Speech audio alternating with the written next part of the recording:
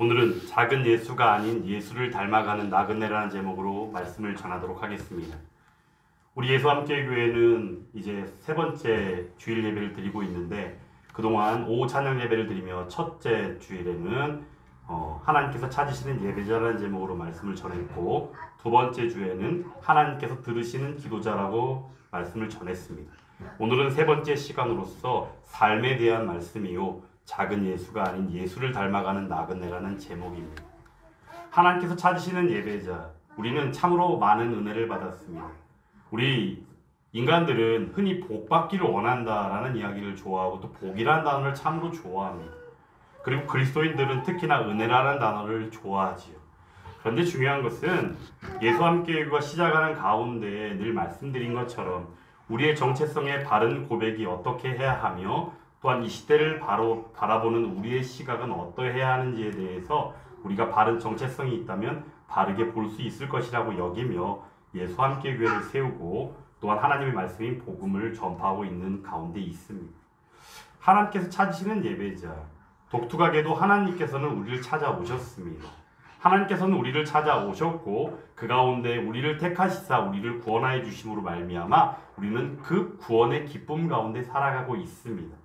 그러므로 말미암아 예수님과 함께하는 것이 기쁨이었으며, 그 가운데 예수 그 이름으로 기도하는 가운데 나타나는 능력은 하나님의 능력이요, 우리의 하나님 되시는 예수 그리스도의 능력임을 우리는 분명히 알아야 합니다. 그런 가운데 우리는 쉬지 말고 기도하라는 명령을 따라 쉬지 아니하고 기도합니다.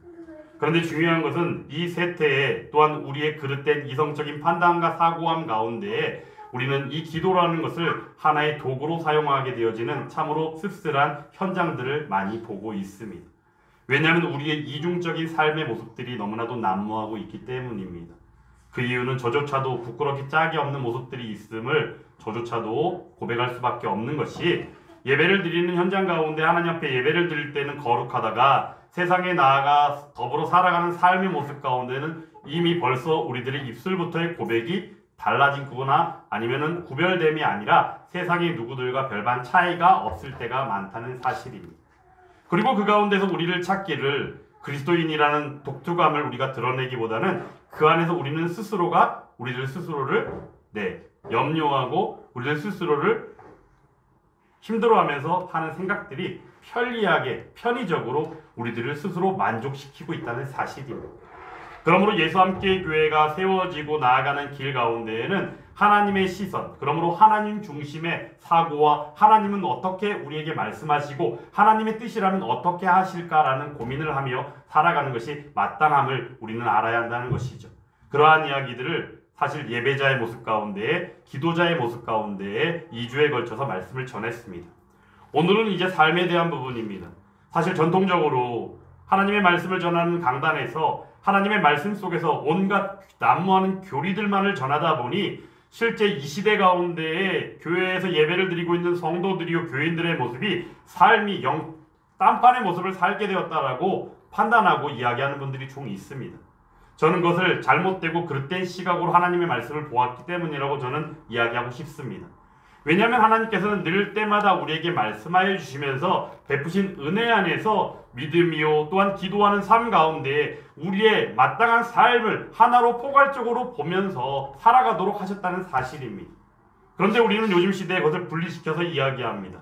예배생활 따로, 세상생활 따로, 때로는 예배생활 따로, 가정생활 따로. 근데 우리의 생활은 모든 것이 예배가 되어야 합니다. 예배는 실제적으로 우리가 드리는 이 현장에서의 예배가 있고 일상의 삶 가운데 삶을 통하여 드리는 예배가 있습니다. 그런데 사뭇 우리는 그러하지 않습니다. 다 분리시켜서 이야기하죠.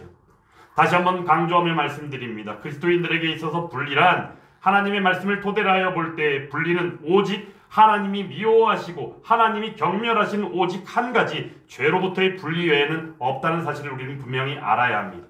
그러므로 믿음 가운데 삶은 동반되어져야 합니다.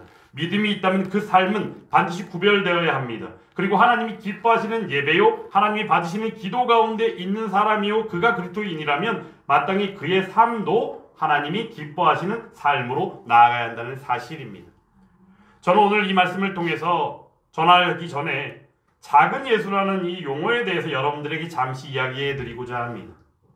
사뭇 우리들은 작은 예수가 되자라는 표현들과 작은 예수라는 표현에 대해서 쉽게 접근할 때가 있습니다. 왜냐하면 예수님을 닮아가다 보면 우리들도 예수님처럼 되지 않을까라는 생각 가운데에서 작은 예수라는 표현을 쓰게 된 것입니다. 사실 존 칼빈이라는 종교개혁자가 쓴 기독교 강요의 내용 가운데 보면 그가 그것을 기록한 목적 가운데 내용 전개되는 그 내용 가운데 한 부분이 상당히 우리에게 중요한 대목을 주는 것이 무엇이냐면 용어의 적법성과 용어의 적당성에 대하여 말을 합니다. 구별됨이라고 하면 과연 무엇일까요? 구별됨이라고 하면 우리의 입술 가운데 쓰는 용어조차도 뭔가 다름이 있어야 한다는 것입니다. 입술에 쓰여지는 용어 하나조차도 거룩이라는 그것이 구별됨으로 나타나야 한다는 것이지요. 하나님께서 친히 내가 거룩하니 너희도 거룩할지어다라고 말씀하셨기에 그 거룩은 마땅히 믿음이 있는 삶 가운데 나아갈 때 그 삶 속에 경건이요 거룩은 마땅히 나타나야 한다는 사실입니다. 그런데 이 용어의 적당성을 우리는 쉽게 여깁니다. 그리고 요즘 시대 우리들은 안 그래도 분주하고 복잡한 이 시대에 뭘 그렇게 따지느냐라고 이야기하고 넘겨버립니다. 얼마 전에 TV에 보니까는 어떤 영화배우가 나왔는데 어떤 영화배우가 엄청나게 흥행에 성공해서 잘 나가다가 한 4, 5년 정도 힘든 시기가 있었다고 합니다. 그랬을 때에 우리가 너무나도 흔히 잘 들어본 이야기를 그 아내가 해줘서 그 이야기를 듣고 힘을 냈다라는 이야기를 하더라고요. 그 내용이 무엇이냐면 4, 5년이라는 그 시간을 지내면서 그 시간을 힘든 시기라고 여기지 말고 이 이야기를 어떻게 얘기하냐면 지금 지나가는 것이 동굴에 들어가는 것이 아니라 터널을 지나가는 것이다 라고 여기라고 했다라고 합니다. 여러분들 동굴과 터널의 차이가 무엇인지 아시죠? 동굴은 끝이 막혀 있을 것이에요. 분명히 어딘가는 막혀 있을 거예요. 그러므로 들어가도 어둠밖에 없지요. 하지만 터널은 어떠합니까? 입구가 있으면 반드시 무엇이 있더라? 출구가 있다는 사실입니다. 그러므로 그 슬럼프기를 터널로 여기며 함께 힘을 내어 이기고 갑시다라고 그 아내가 이야기했다는 것입니다. 우리가 쓰는 용어조차도 단순하게 상황을 놓고 보았을 때 힘들고 어려운 시기임에도 불구하고 그 시기를 이야기할 때 동굴이라는 표현과는 다르게 터널이라는 표현이 그에게 얼마나 큰 힘을 주었을까? 사실 용어의 적당성과 적정성, 적법성은 사실 요 표현과는 사뭇 다른 부분이 될 수도 있습니다. 오늘 이 작은 예수라는 이 용어에 대해서 여러분들에게 소개하는 이유는 우리의 예수님은 우리의 구원자요. 예수님이 이 땅에 나실 때 그 이름을 예수로 하라. 그 이름은 바로 자기 백성들을 그들의 죄에서 구원하실 자다라는 이름으로 주신 이름이 예수라는 이름입니다. 그리고 예수님의 직분이 무엇입니까? 그리스도입니다. 그러므로 예수 그리스도 그 이름 안에 그 이름도 그 직분도 구원자라는 의미를 담고 있습니다. 그러므로 우리의 유일한 구원자. 근데 그 구원자 안에서 우리가 바라볼 수 있는 것은 아담의 원죄요 그 죄악으로 말미암아 하나님과 멀어질래야 멀어질 수밖에 없었던 그 화목치 못했던 관계를 화목관계로 이어지는 중보자 되시는 인간 예수 그리스도였음을 우리는 분명히 알아야 한다는 것입니다. 그러므로 예수라는 이름을 그저 닮아간다는 표현 안에서 작은 예수라는 표현을 쓴다는 것은 사뭇 적절하지 않다는 것을 우리는 분명히 알아야 합니다. 근데 여기서 한 가지 더 중요한 사실이 있습니다. 얼마 전에 어떤 분하고 교제를 하는데 사실 어떤 목사님입니다. 어떤 목사님과 전화통화를 하면서 이런저런 이야기를 듣고 한 2시간 넘게 이야기를 듣는데 그분의 지나왔던 그 과거의 목회 경험 가운데 하신 말씀 가운데 가장 크게 강조하면서 이야기하신 내용 중에 하나가 바로 어떤 이야기였으면 이런 얘기였습니다. 내가 능력을 많이 받은 종이다라고 얘기하는 겁니다. 내가 막 능력을 많이 받았다라고 얘기해요. 능력을 많이 받아서 내가 손만 대도 병자들이 고쳐지고 내가 손만 대도 그들이 달라지고 귀신이 떠나가는 역사를 많이 경험하는 현장 가운데 있었다라고 얘기합니다. 그런데 어느 순간인가 그 능력을 하나님께서 가져가셨다는 겁니다. 그리고 나서 지금 쓸쓸하게 조금 적은 교회에서 목회하고 있다라고 얘기합니다. 그러면서 하시는 이야기가 개척교회 힘들어요. 결국엔 이런 내용이었어요. 저는 그 이야기를 들었을 때 속상했습니다. 속상했던 이유가 바로 무엇인지 아십니까? 하나님께서 그분에게 능력을 주신 것이 아니라 하나님께서 그 현장 가운데 기도에 응답하시고 그 능력을 보이신 것이에요. 능력을 보이신 것을 그 능력을 받았다라고 얘기하는 것은 어찌 보면 인간의 연약함이고 부족함이고 잘못된 왜곡된 어떤 그런 인식 가운데 우리의 어떤 보여지는 모습일 수밖에 없다는 것입니다. 작은 예수라는 표현도 마찬가지입니다. 여러분도 혹시 아시는지 모르겠어요. 사실 이단 외에 사이비 이런 종교에 있는 사람들 보면 예전에 교회에 다니지 않은 사람들이 거의 없습니다. 교주 이런 사람들도 보면 예전에 다 교회에 다녔고 예수를 믿었던 사람들이라는 것입니다. 그리고는 급기야는 그들이 하나님의 말씀에 대해서 무엇인가 새로운 것을 발견하고 깨달은 것처럼 이야기하고 그것이 사람들에게 엄청난 흥미와 또한 관심을 유발시키면서 그들을 이끌면서 결국에는 자기가 예수가 되어버리는 모습들로 나아갔다는 것입니다. 작은 예수라는 표현이 사실 이러합니다. 인간의 연약함, 부족함이 바로 이것이죠. 인간의 연약함과 부족함 가운데 핵심적인 욕심은 바로 어떻게 나타납니까? 교만으로 나타납니다.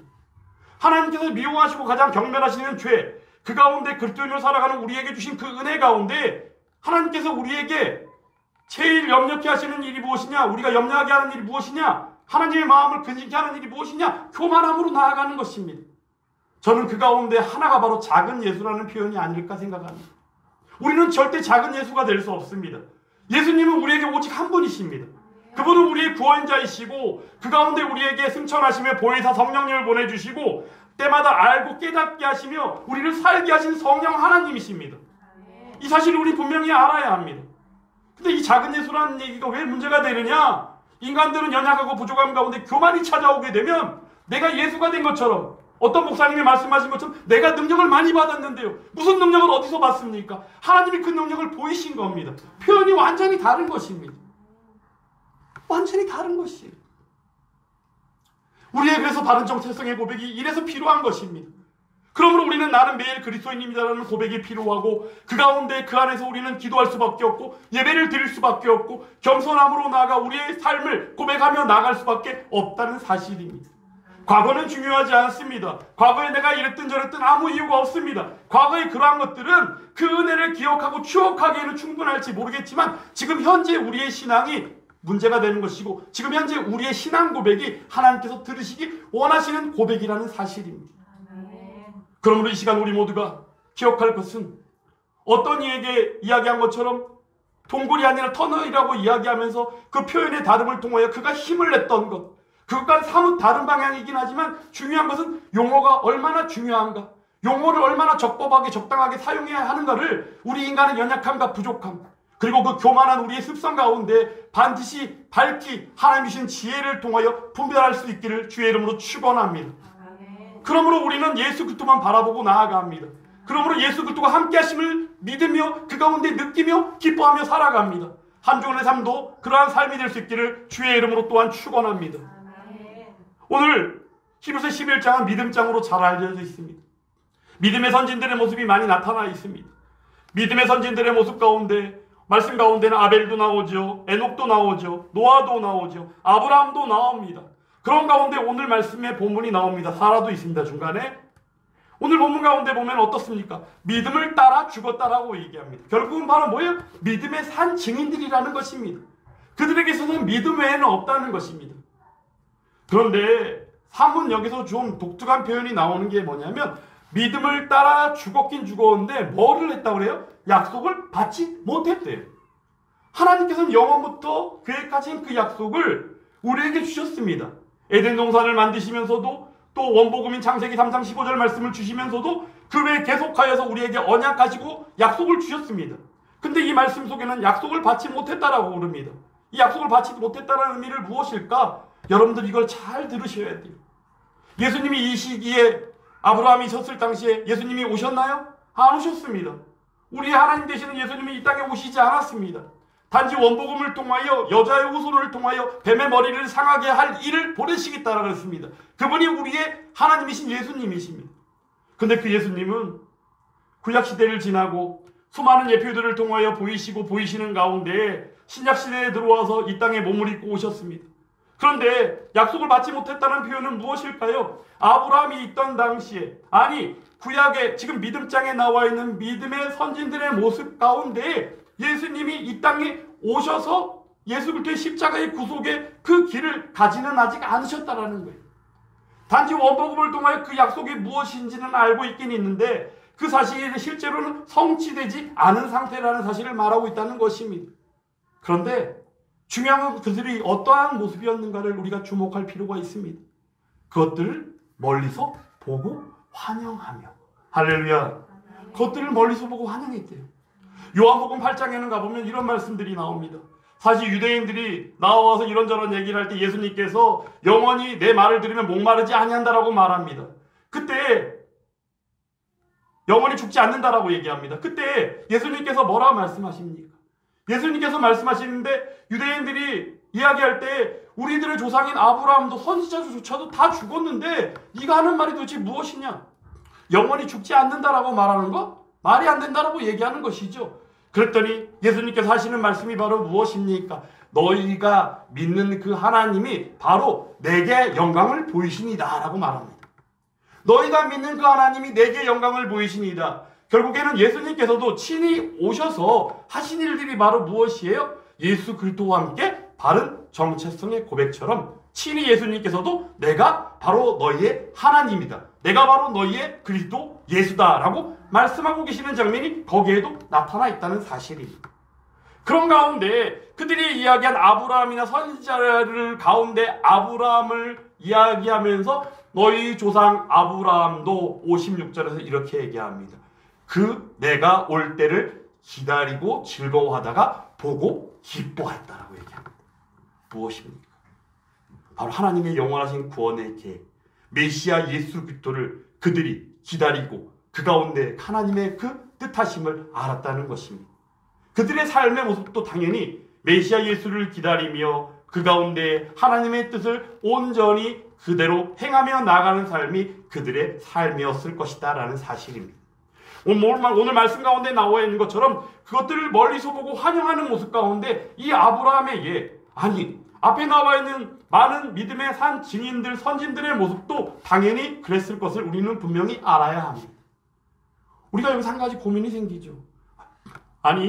예수님께서는 신약시대에 이 땅에 몸을 입고 오셨고 십자가의 구속은 그 이후에 이루어져서 하나님의 약속이 그 이후에 성취되었는데 그러면 그 이전에 있었던 구약의 선진들, 믿음의 선진들은 하나님 나라에 갔을까? 예수님이 아니 계셨는데 이런 착각들을 한다는 겁니다. 거기에 대해서 요한복음 8장에서는 예수님이 그러한 이야기를 하니까 유대인들이 다시 한번 되짚어보면 하는 이야기가 무엇입니까? 네가 아무리 봐도 나이가 50도 안 됐는데 네가 어찌 아브라함을 아느냐라고 이야기합니다.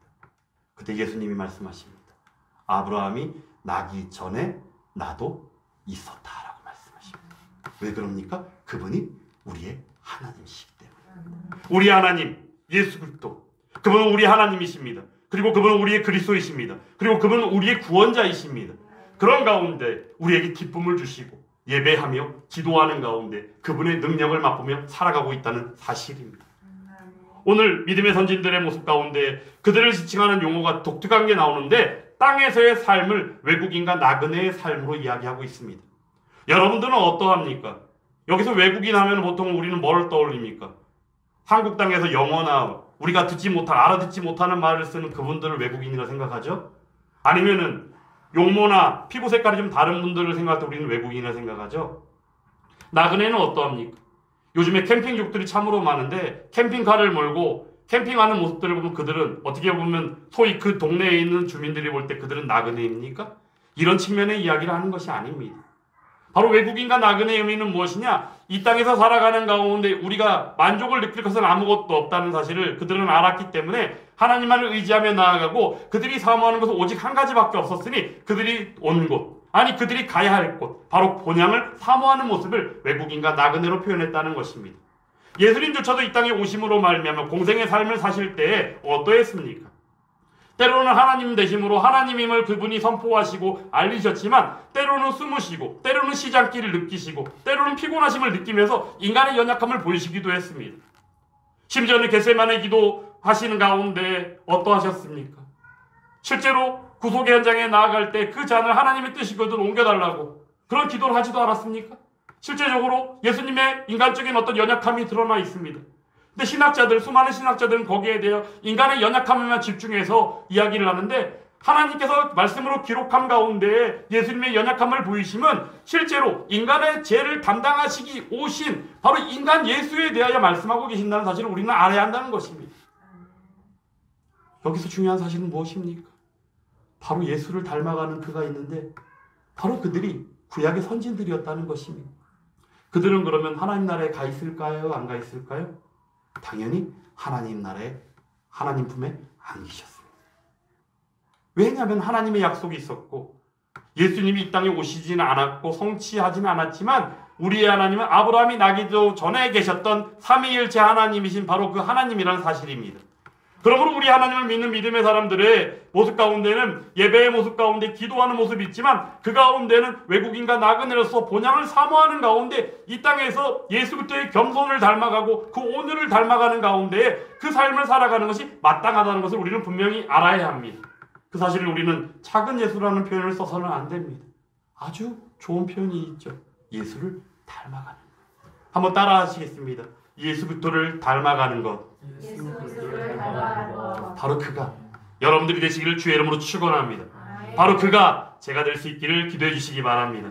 그런 가운데 우리들은 어떻게 합니까? 오늘도 예배자가 되고 기도자가 되고 또한 그러한 성화의 삶을 살아갈 때 우리와 함께 하시는 분을 늘 느끼며 살아갑니다. 그분이 누구십니까? 예수 그리스도이십니다.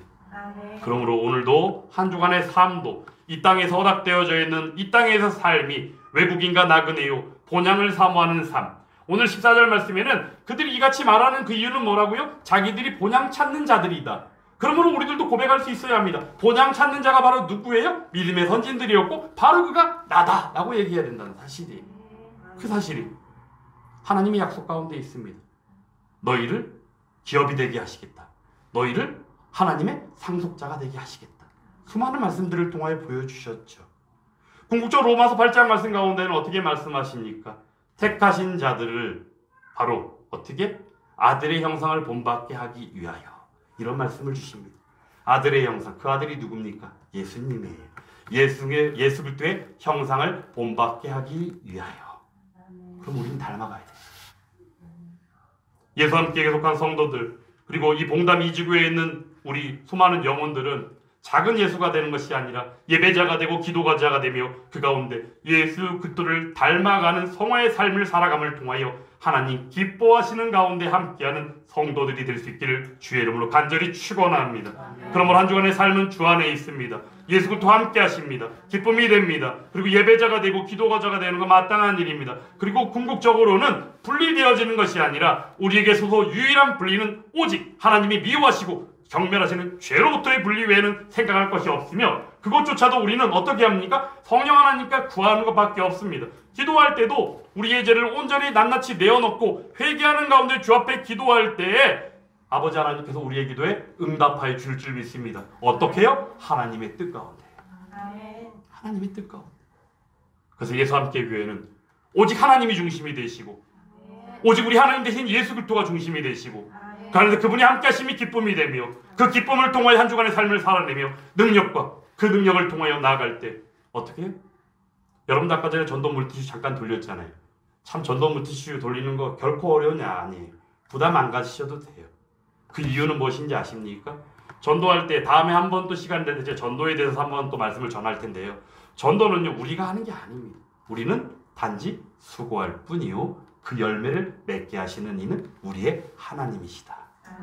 거기에는 우리의 참된 성품과 또한 하나님께서 주신 그 구원의 감격 가운데 내가 받은 은혜를 나아가 전하지 않냐고는 참을 수 없는 그 감격 그거 하나만 가지고 나가면 됩니다. 그리고 나가실 때 요즘 사람들 참 바쁘게 살잖아요. 쉬는 날에도 바쁘고 쉬는 사람 별로 없고 걸어가는 것도 바쁘잖아요 보면. 그래서 괜히 나가서 말 많이 안 거셔도 돼요. 전도할 때는 오직 한 가지입니다. 인사도 안 해도 돼요. 굳이 간단합니다. 예수 그리스도와 함께함이 기쁨입니다 하면서 그냥 드리면 돼요. 그리고 나서 그분들이 뭐라고 말씀하시면 예수 함께 교회입니다. 망고타운 6층에 있습니다. 더 이어서 얘기하면 되고 얘기하다 보면 또 혹시 주보 있나요? 뭐 없나요? 그러면 그때에서 조금 더 이렇게 얘기 좀 나누시면 되는 거고요. 처음부터 부담 가지실 필요 없고 부담을 줘서도 안 됩니다. 그래서 여러분들이 이렇게 지혜롭게 하나님께서 주시는 마음 안에서 전도 현장에서 또 전도 물티슈 돌리고 또 이 봉담 이지구에 있는 영혼들이 주 안으로 복음 안으로 들어올 수 있기 위해서 기도해 주시기 바랍니다. 한 주간의 삶 작은 예수 아닙니다. 예수님을 닮아가는 사람입니다. 그런데 누굽니까? 나그네요 외국인입니다. 그러므로 우리는 이 땅에서의 만족을 찾는 것이 아니라 하나님 주시는 그 만족 안에서 기뻐하며 살아갑니다. 그 삶이 그 한 주간이 저와 여러분들의 한 주간이 될 수 있기를 주의 이름으로 축원합니다.